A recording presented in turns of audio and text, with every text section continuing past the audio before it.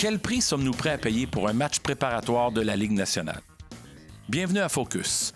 Mon nom est Ray Lalonde, analyste et consultant, chroniqueur à Cogeco et à RDS et grand passionné de sport. Et voici Focus, mon podcast quotidien sur les grands enjeux dans le sport. Et c'est parti. Avez-vous déjà réfléchi pour un moment au prix des billets pour un match de hockey? Vous êtes-vous arrêté une seconde pour regarder ce prix-là qui est écrit sur le billet, puis vous posez la question si vous multipliez par 2, puis vous regardez que ça, c'est de l'argent qui sort de votre poche. Après impôt, c'est quoi le coût d'une soirée pour un événement sportif ou un match de hockey? Ça coûte cher. C'est ça la réponse. Puis pourquoi ça coûte cher? Bien, c'est parce qu'il y a des gens qui sont prêts à payer. Et tant qu'il y a des gens qui sont prêts à payer, bien, les équipes savent qu'il y a une demande. Puis s'il y a une demande, bien, on crée une rareté. Puis en créant la rareté, bien, ça veut dire qu'on augmente le prix. Puis les gens achètent. Puis là, l'équation, la formule à la fin, c'est que en principe, l'amphithéâtre serait plein.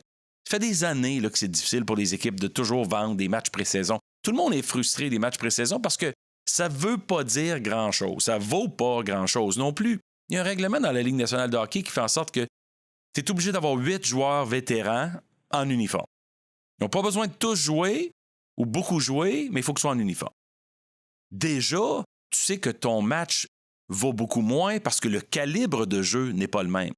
Est-ce que ces matchs sont importants pour les jeunes? Oui, pour les équipes à développer, recruter, dépister, donner une chance aux jeunes de se prouver, bien entendu. Mais est-ce que ces matchs-là devraient peut-être être réduits en termes de prix? Bien entendu. Évidemment. Allez voir un film qui dure 2 heures versus aller voir un documentaire qui dure 30 minutes. Allez prendre une chambre d'hôtel à New York le 31 décembre, la veille du jour de l'an, plutôt que de prendre le 22 avril. Bien, évidemment, il y a une différence. Il y a une différence dans la demande. Achetez-vous un billet d'avion la veille versus l'acheter 6 mois à l'avance. Est-ce que le prix est différent? Bien sûr. Pourquoi? Parce qu'il y a moins de demandes 6 mois à l'avance.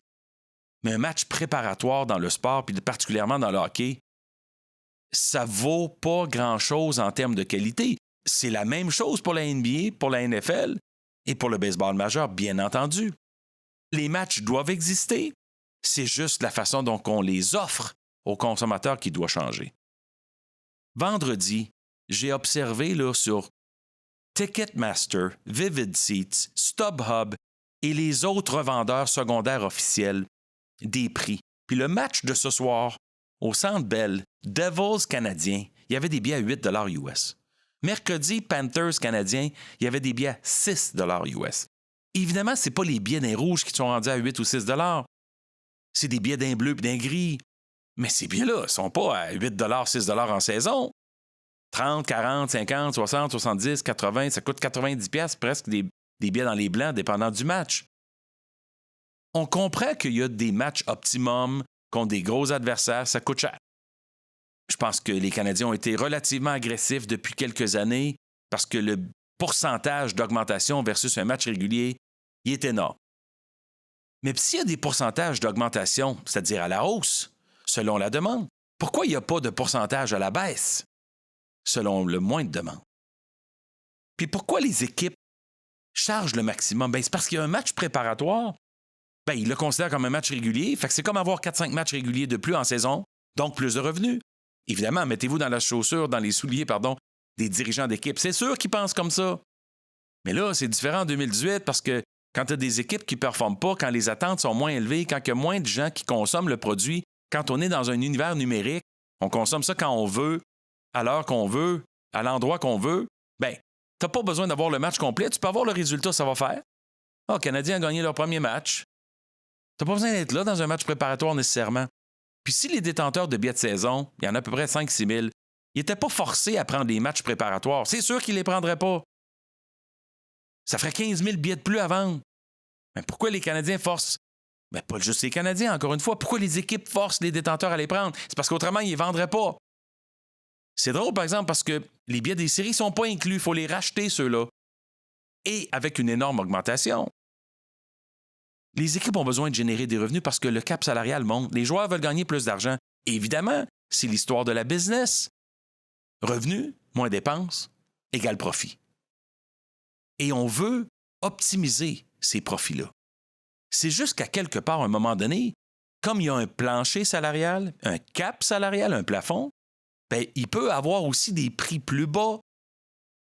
Les équipes actuellement dans le sport majeur sont sensibles et baissent le prix des concessions alimentaires. Pourquoi?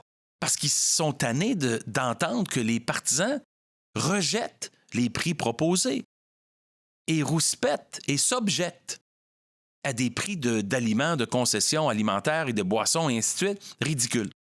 Alors, qu'est-ce qu'ils font? Ils baissent le prix. Pourquoi? Parce qu'ils savent que les gens vont apprécier cette réduction-là. Puis je vous répète, ça vaut quoi un match pré-saison? Honnêtement, ça vaut pas grand-chose. C'est bon de retrouver notre équipe de hockey, c'est bon de retrouver le hockey, mais à la fin, le match ne vaut rien au classement. C'est un test, un essai pour des jeunes qui vont avoir une occasion de se faire valoir. Mais si on vend un film de Tom Cruise comme tête d'affiche pour 2 heures, puis il est dans le film pendant 2 minutes, on va se dire, bon, on s'est fait un peu avoir parce que moi, je m'attendais à avoir plus. Bien, c'est pour ça que les détenteurs de billets puis les acheteurs de billets sont déçus quand ils voient leur équipe leur charger le même prix pour un match préparatoire sans que leur joueur régulier, leur vedette, soit là. Il n'y a pas d'attrait. Et c'est pour ça qu'on se retrouve avec des billets à 6 $, 8 $. Même Canadien à Toronto, la semaine prochaine, 32 $. Le même billet, le 3 octobre prochain pour le match d'ouverture, il est à 294 $. Mais oui, il y a un enjeu. Tous les joueurs réguliers vont être là pour les 2 équipes. Mais pas le 24 septembre. Alors, les revendeurs, eux, se chargent des réductions de prix. Parce que sinon, ces billets-là ne passeraient pas. Merci d'avoir été à l'écoute de Focus. Suivez-moi sur Twitter @RealRayLalonde. Vous pouvez écouter les podcasts sur YouTube, Facebook ou SoundCloud. Abonnez-vous et partagez-les.